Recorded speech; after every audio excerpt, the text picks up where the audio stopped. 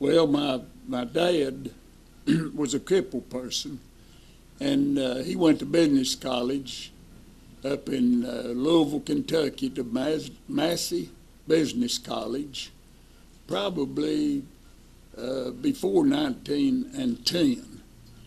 And he was born in 1885 on May the 14th. And he had a stiff hip. When he was 12 years old, there was a grapevine swing that broke, and he hit on his left side and bruised his left hip and his left shoulder. And he had a lot of problems with that hip. It ended up being mostly stiff. And he felt like that he could not stay on Stinking Creek where he was born, that he needed to go somewhere to get some education or do business college. So he went up there and came back here, and he and my mother got married in March or May of 1910. And he, my brother David was born August the 1st in 1912. And my mother that was her birthday, August the 1st. And my dad was elected trustee of Campbell County on that same day, August the 1st, 1912.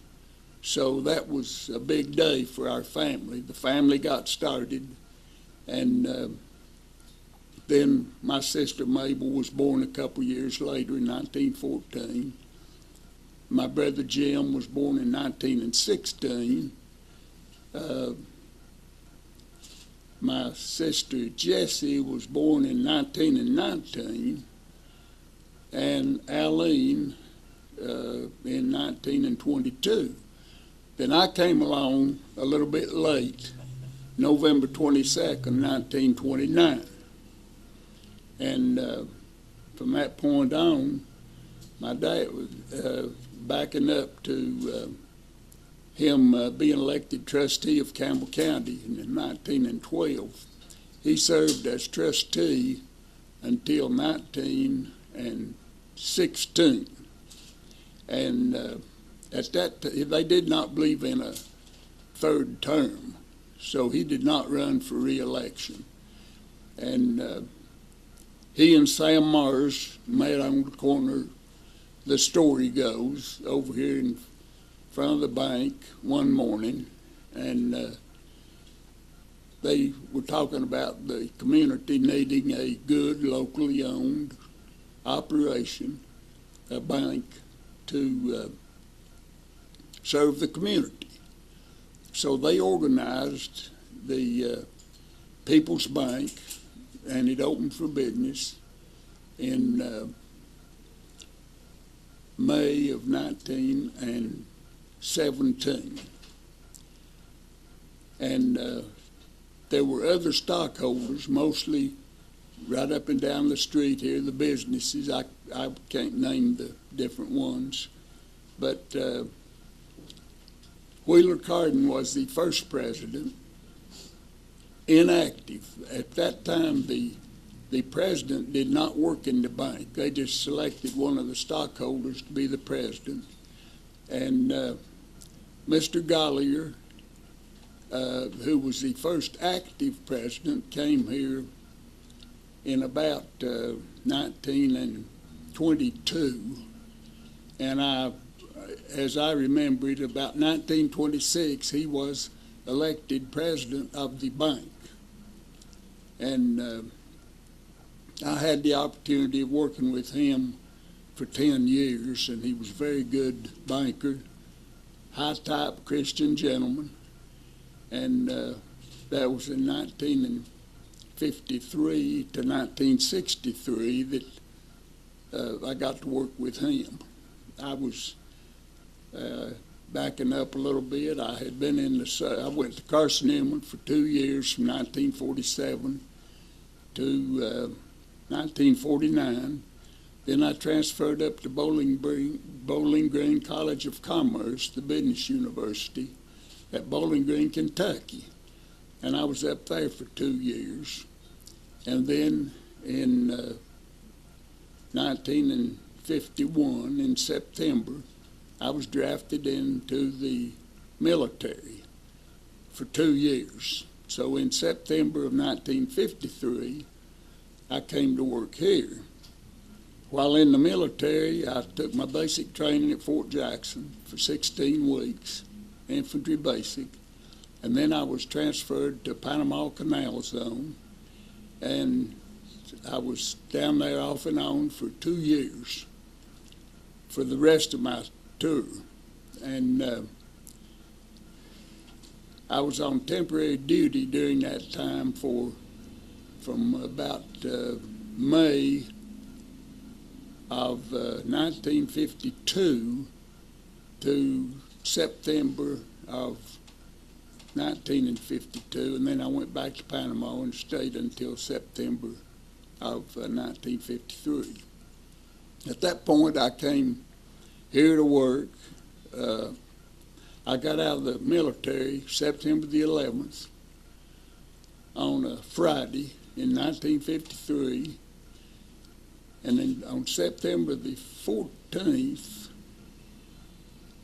1953 is when I started to work here. And I've been here most all the time since. But in 1963, in 1954, in February, about the 15th of February 1954, my dad passed away. I had only been here working with him since September of 53, and Dad died February the 15th, 1954. And of course, I had been in the bookkeeping department and worked as a teller, and I had assistant cashier title, and then a vice president title, and then executive vice president, and then president. It was 10 years later, after I came here, that I was made president of the bank. And Mildred, my sister-in-law, she worked here from 1935 on until she retired, which would have been in about 1988, I guess, that Mildred retired, but she was still on the board of directors for a number of years. But she was a very good banker and had a very good following. The people liked Mildred. She was very personable and high-type Christian lady. Jim did a good job when he married her, or she married him, whichever the case might have been. That's correct, 1963. In November or December, I guess it was December 1953. 1963, sorry about that. It's gone quick. I'm 87 years old, and fortunate that the directors have let me stay here from year to year after I maybe should have retired. But anyway, my son David came to work here, and he did a similar job working his way up. I was the second active president of the bank, and David was the third. Backing up to the time that I got a job up at the Cumberland Grocery, working for Mr. R.L. Sharp, and also Dick Sharp. They were great people.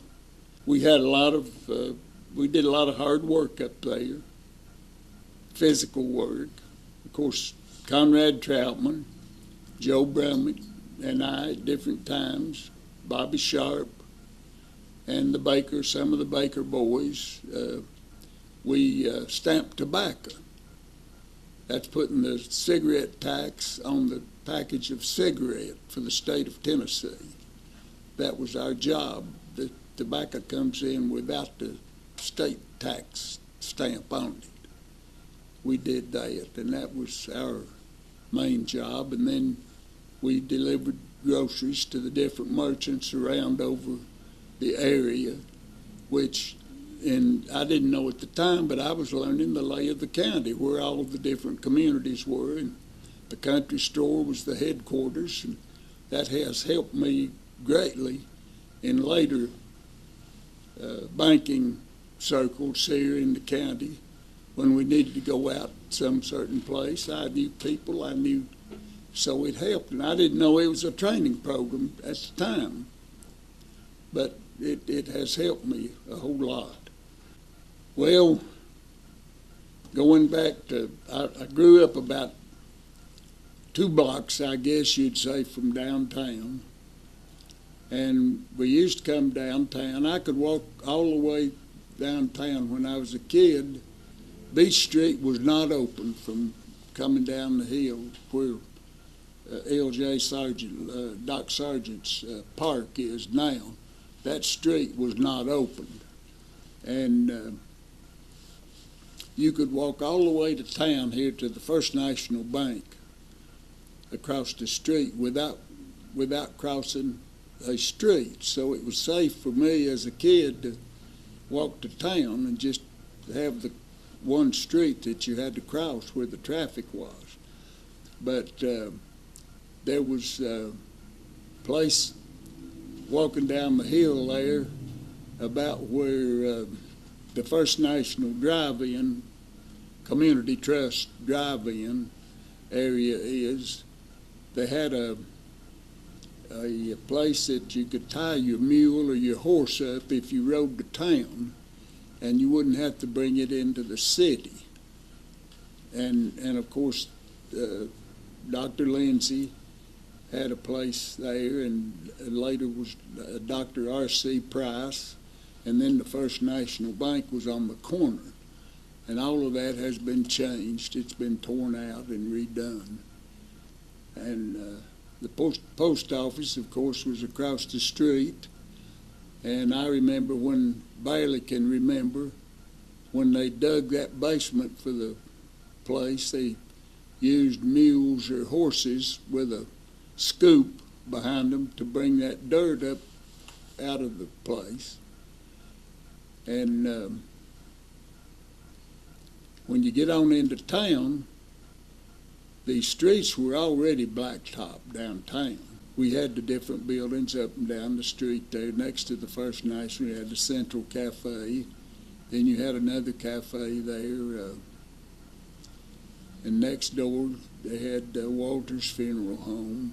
They had moved from, when I was a kid, A.G. and Walter's, the funeral home, and the furniture store was right next to the Riggs Drug Store here on this other corner, diagonal from the First National Bank.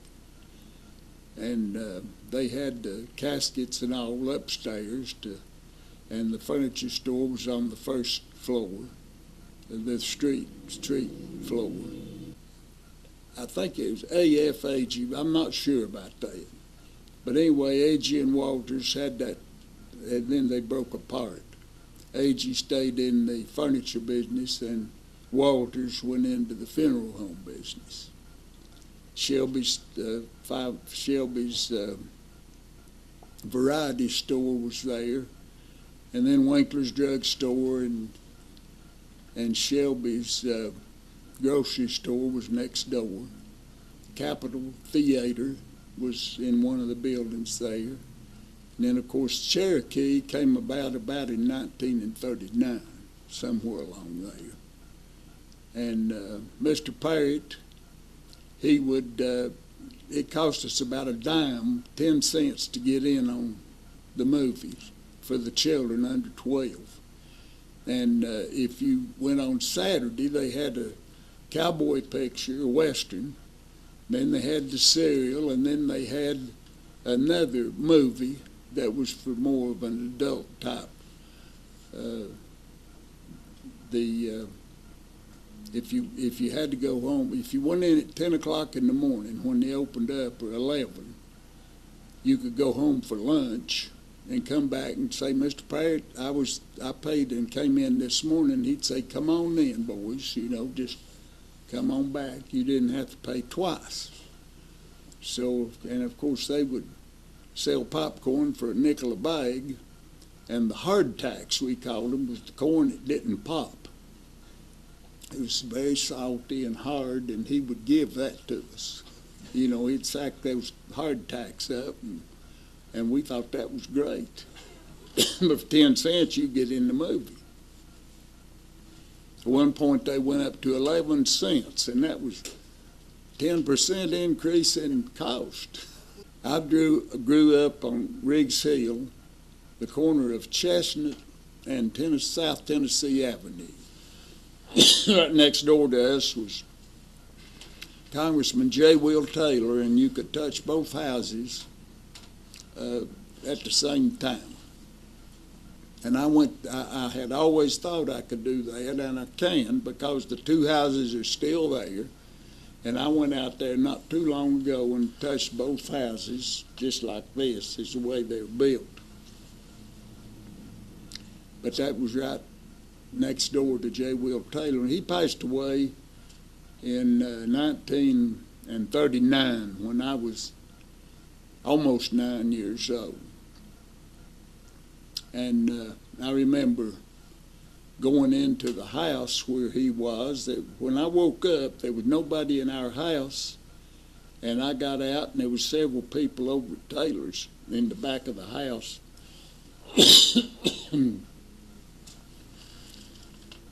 And I walked over there in my pajamas, 9-year-old kid,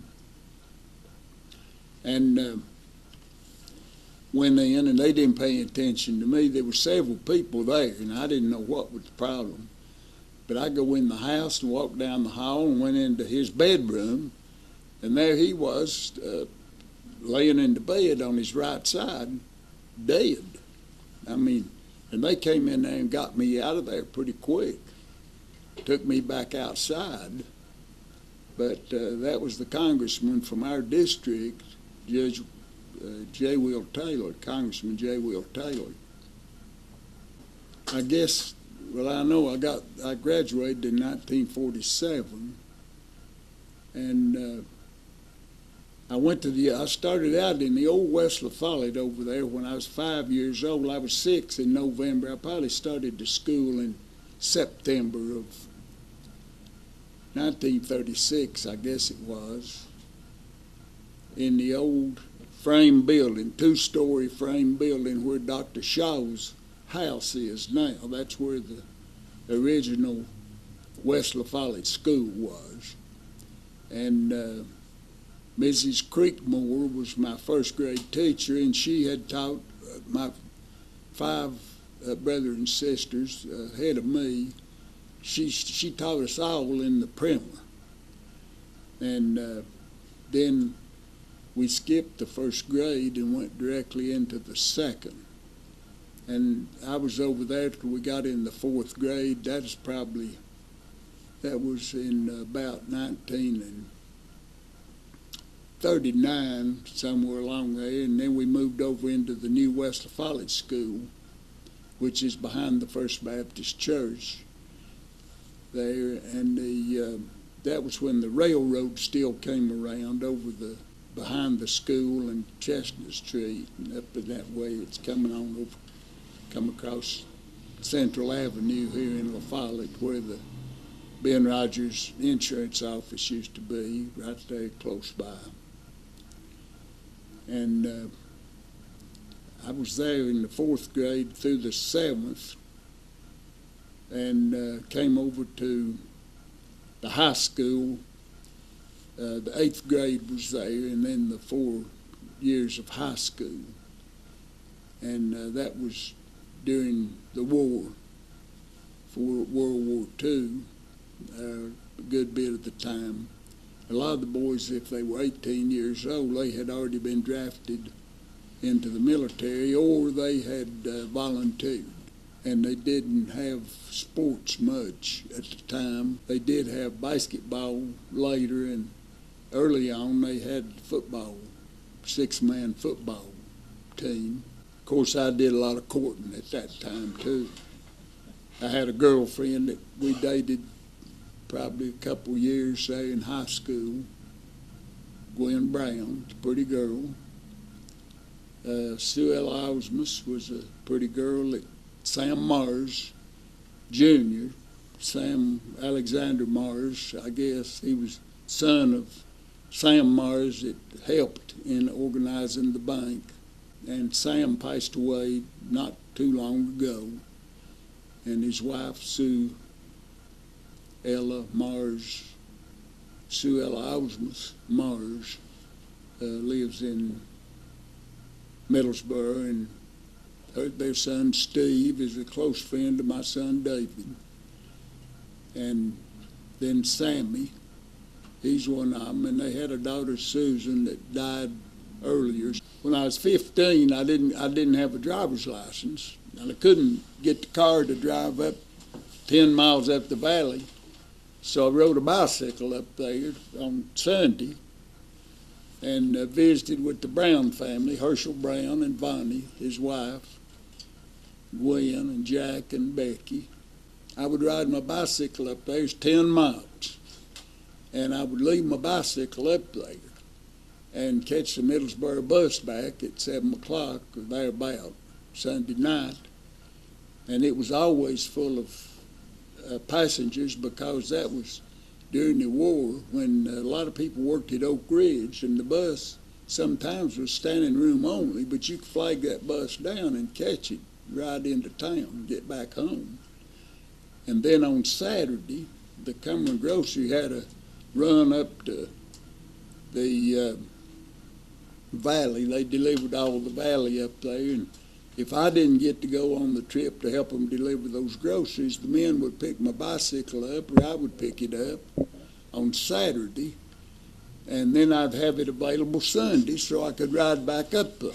Got my exercise in, just riding that bike, and I dreaded passing Mac Myers' place up here across from Edwin Carr's house, because he had a big collie dog that he could hear me coming, and he'd chase me from the time I got in sight till I got out of sight of him.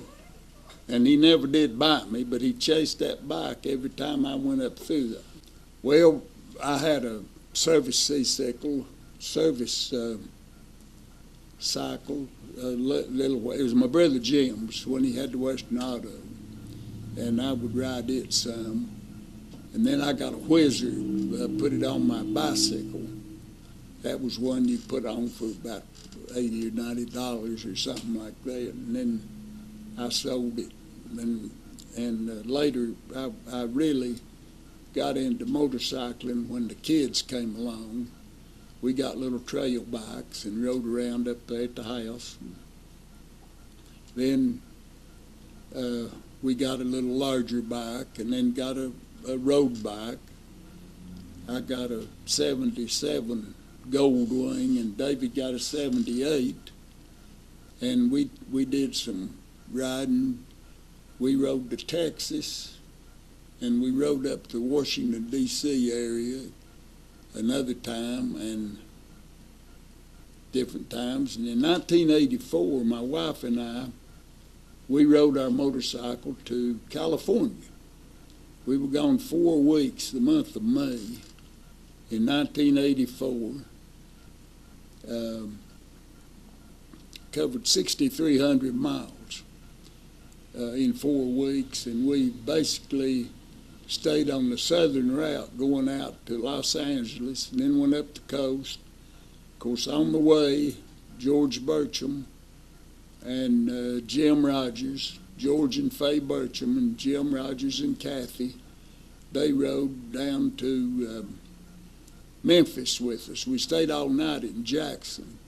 They rode on to Memphis, and then we went on from Memphis, just Mary Lou and I.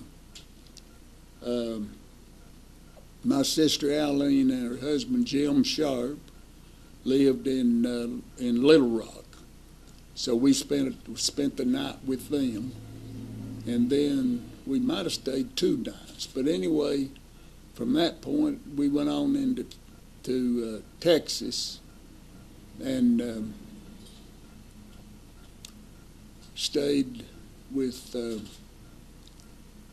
their daughter Jimmy Lee Mobley and her husband Gary. We spent the night, and then went on.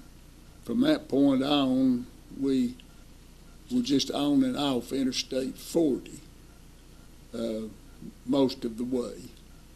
In the Mojave Desert, after we had spent the night in Needles, California, which was 109 degrees in Needles when we got there, and that was about the 14th of May in '84. The next day, we were out on the Mojave Desert, and the motorcycle started weaving a little bit, and I thought we were on a rough road, but I put my feet down and they hit the ground too quick, so we had a flat on the rear of the motorcycle.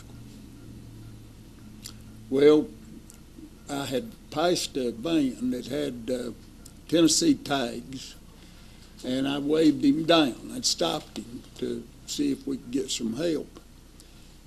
And he said, I went up, when I got him stopped, I said, I noticed you're from Tennessee. I believe you're from Sullivan County. You're from Kingsport. He said, no, I'm from Bluff City.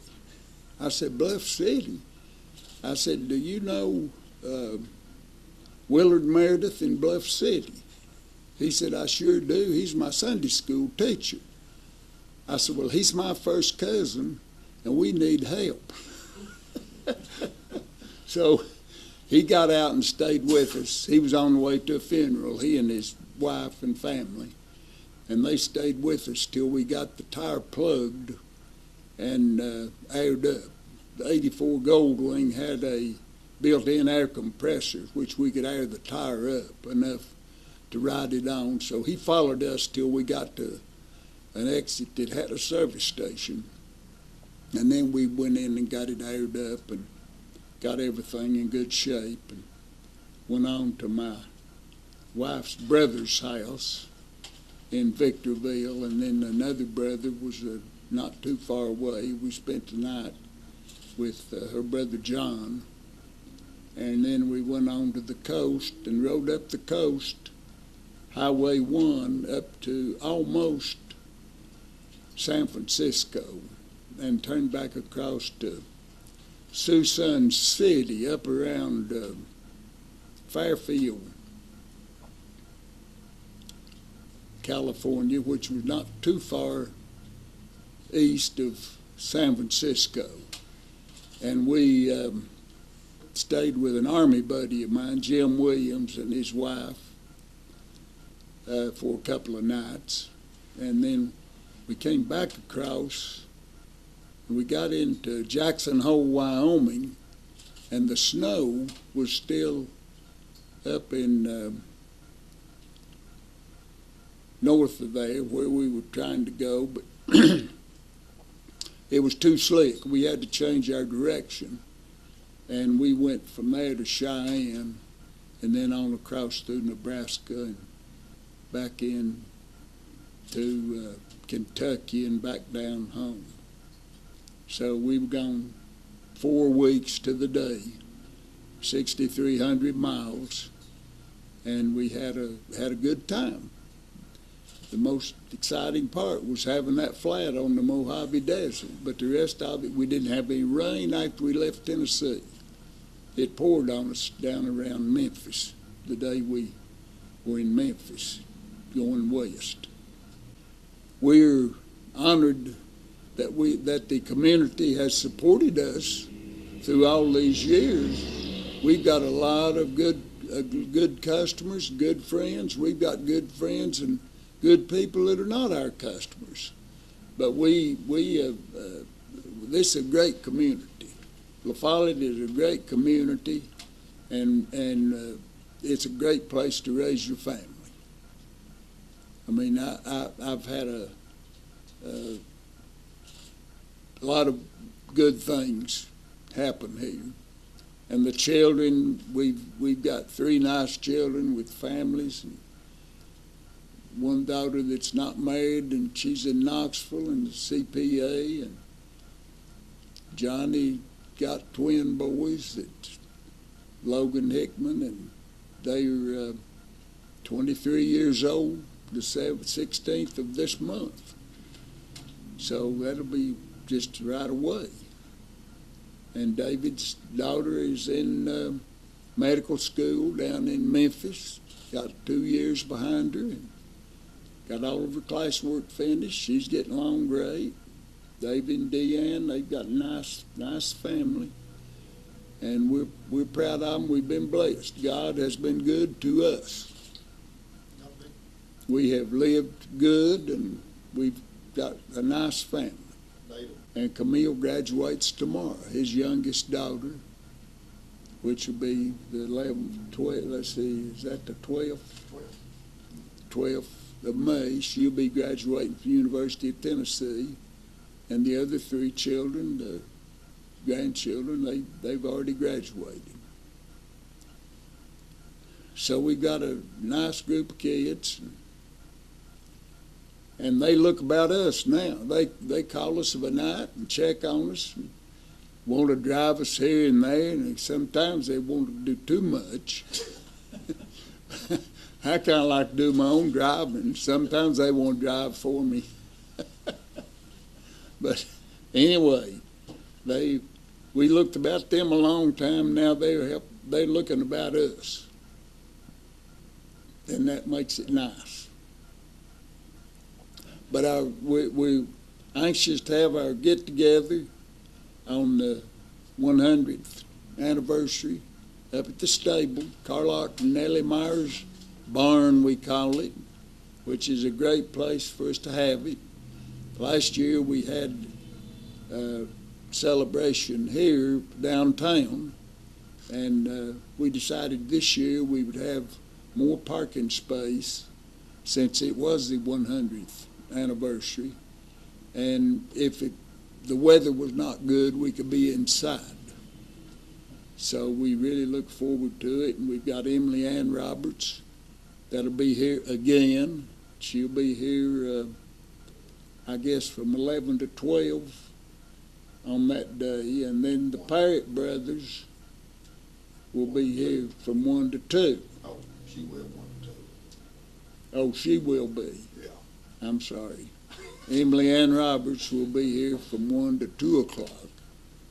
And the Parrott brothers will be here earlier than that.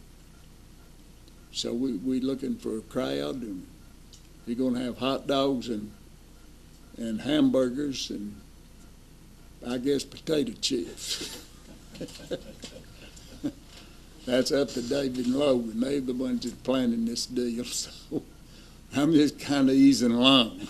Back a few years ago, Ben Rogers always had a coffee break at about 10 or 10:30 up at his office when he was in the insurance business here. And Ed Bailiff was one of the regulars that would come by, and Conrad Troutman, and different ones. Of course, Jimmy and Mike, they were there, and Gary Rogers. But we would tell stories over and over, and Mr. Bailiff, he's a great storyteller, told good ones. And his wife said he embellished them, and they got better every time he told them. But anyway, Mr. Bailiff would say, "Have I told you about," and before he could say what he was going to tell, I'd say, "Not today." That was a good saying. And though you haven't told us today, but, you know, all of our stories had to be told over and over, because you get these things on your mind and you just retell them. But Ed Bailiff, a good friend of mine and chairman of the board here at the bank, passed away, and so did Ben Rogers. And of course, Joe Carden would come by and visit up there, and he was not stay too long, but he was in and out. And after that, after they closed their office and merged with E.E. Hill and Son, or sold their business, I've been trying to get a group together at 10:30 on Saturday morning at my home place at 314 South Tennessee Avenue. And we've got about 5 that come pretty regularly. Kent Yance, my son David, Martha Riggs, and Mickey Sharp, and Conrad Troutman. And we have a good visit, and we'll have donuts and coffee, and Mickey will fix, most every Saturday he'll fix sausage biscuits or ham biscuits, eggs and sausage biscuits, but he's a good cook, and he takes good care of us. Everything's, we have a good time, and we tell different stories, and occasionally Kent is the world traveler. He's a lobbyist and travels a lot. He's got security finance up here, and we get information out of Nashville, since he's on the board down there, the election commission, chairman of the election commission of the state of Tennessee. And we get brought up to date on politics. Of course, it's fair and balanced always.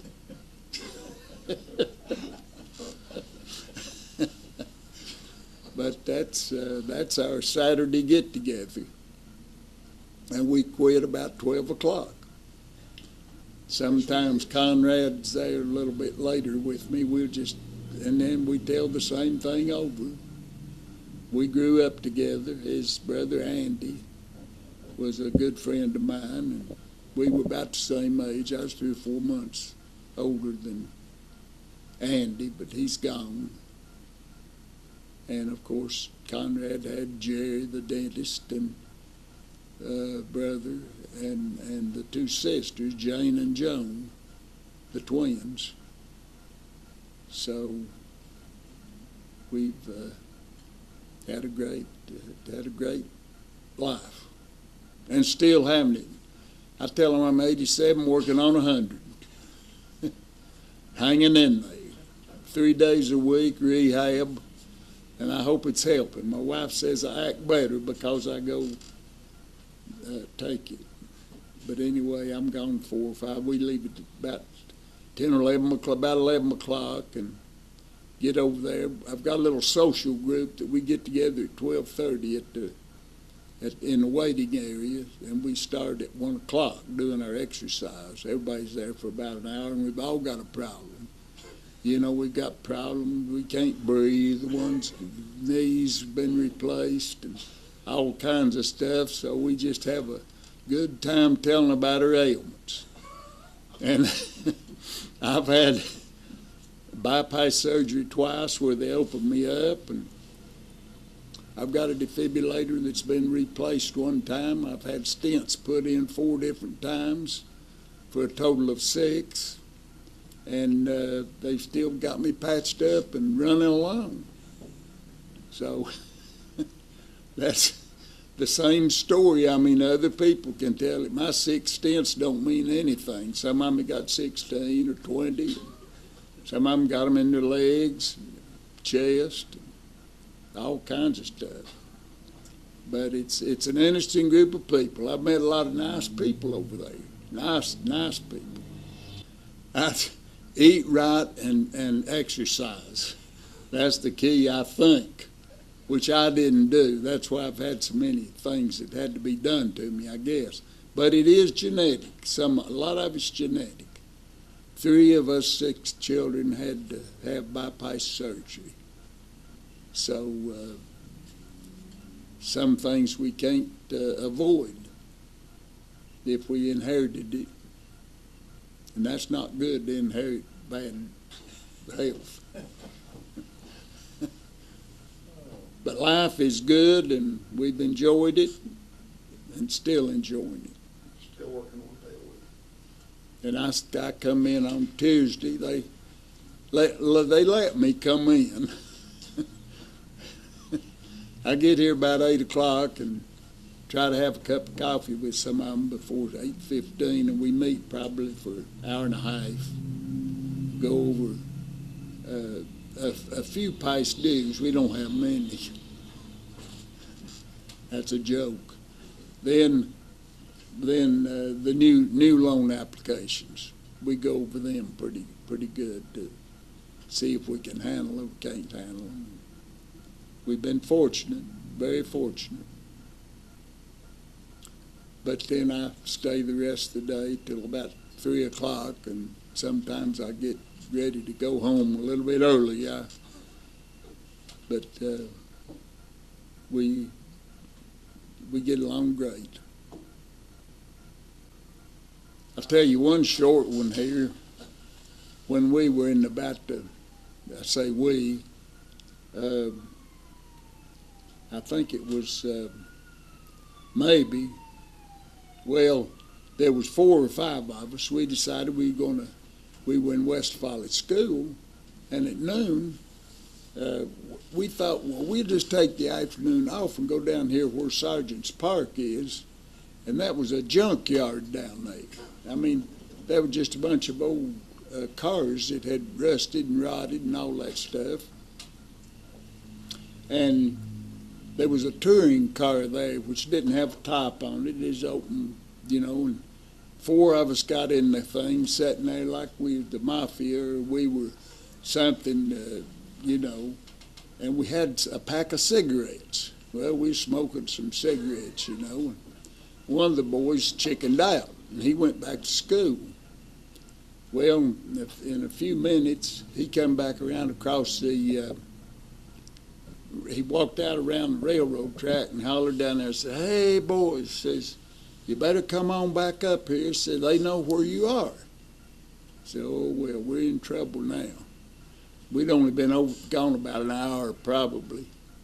And we go back to school, West Foley down there, and they took us down there to the principal's office, and that was Clyde Sharp. That was before he had gone into dental school.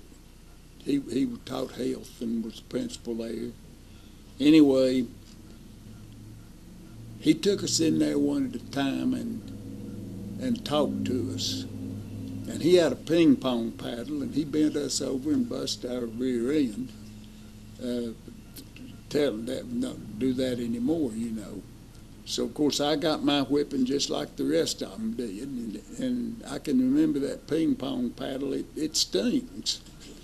But anyway, the businessmen, they were gathered out here on a few days after that, over here at Winkler's Drugstore. They go out there and get them a Coca-Cola in the afternoon and talk. And they had a cigar, had a tobacco area there where they'd sell you cigars, but I don't remember that they smoked inside. But anyway, they'd be outside talking and everything. And Clyde Sharp and my brother David and Milton Miller, they were real close friends. And I didn't know really early on, but what they were my brothers too. They were around the house so much. But anyway, Clyde Sharp walked up, and I was standing there with my dad. And I thought, ooh, I dread this. So anyway, I don't know whether my dad already, or whether he knew I had had a spanking. But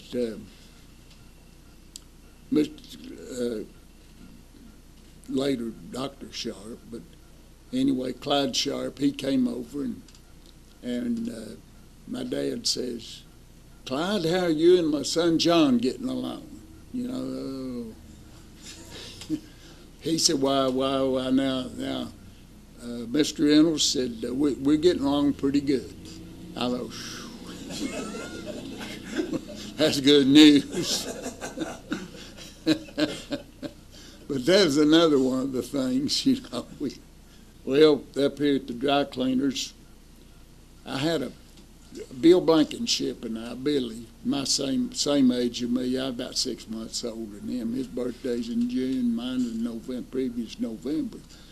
But his dad and brother, Ed, had the dry cleaners, and I had a plaster snake, one of those plaster deals, you know, the snake would just stay out straight like that. And when you hold it away, it would, when you tilted it, would wiggle its head. You know, you've seen those things. Well, the fellow that did the pressing,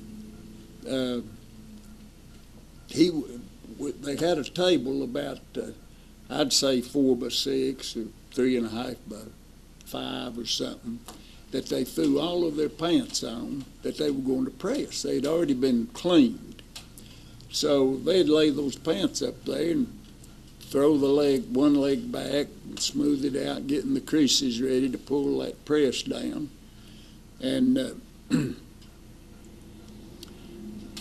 I put that snake in the pocket of one of those pair of pants, and it was down underneath there. And Billy and I kept waiting for the presser to get a hold of that one with the snake in it. And what they did, they'd lay them up and smooth them out, and he had a whisk-like thing he'd getting it ready, you know, and he'd pull it down, shoot steam through it, and then he'd put the vacuum to it and suck the steam out. Then he'd throw it back and get that other leg, and it had a knot in there, you know, he could feel something. He run his hand in there, and he pulled that snake out. This was bad. And he threw the pants one way and he threw the snake the other.